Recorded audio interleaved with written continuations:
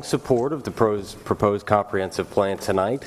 I've been a resident and I am a prospective land and homeowner in the county. I've been here for 20 of my 26 years. I support the plan because it continues to preserve the rural character of our home, concentrates development in the development district, follows the zoning principles we have successfully followed for a generation, and most importantly because it protects the rights and value of property owners, both large and small. The comprehensive plan is not perfect, but this is democracy, and any time we rightly include as many voices as we can, you're not going to get a perfect result. Here are the highlights of why I think a broad spectrum of citizens, both large landowner and small, new residents of the community and people who have been here for generations, rich and poor, owner and renter alike, can find a lot of things to support in this very general plan. First, smart growth. We have successfully expanded our community and raised our standard of living over the last generation, while 75%, actually over 75% of the development that has occurred has been in the development district, and more than 53% of the county is preserved. And a previous speaker talked about how a lot of the land and preservation for people who are rural homeowners isn't counted.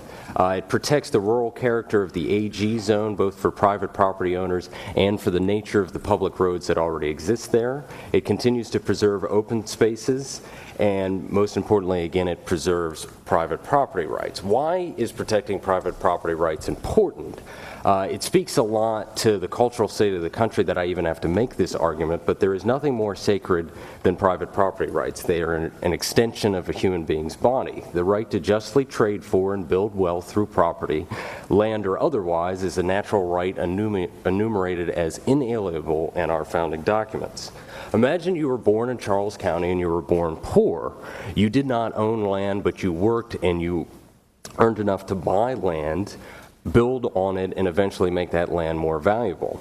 Then imagine that your commissioners, as pressured by unelected state bureaucrats, downzoned that 20-acre property from 1 unit per 3 acres to 1 unit per 20 acres. Maybe you plan to farm the land, or no matter what you plan to do with it, that land was yours, and many people invest everything they have in what they own in terms of land.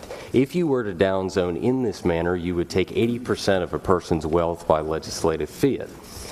Instead, we need to concentrate enough economic growth for the future of the community while not having to raise tax rates by continuing to develop the already developed parts of the county while still preserving the rural character of our community. So in conclusion, I think we should support this as much for the horror I have of what might replace it, which is a strong effort to downzone what people own already. Thank you, Mr. Sermon. Ms. Peterson and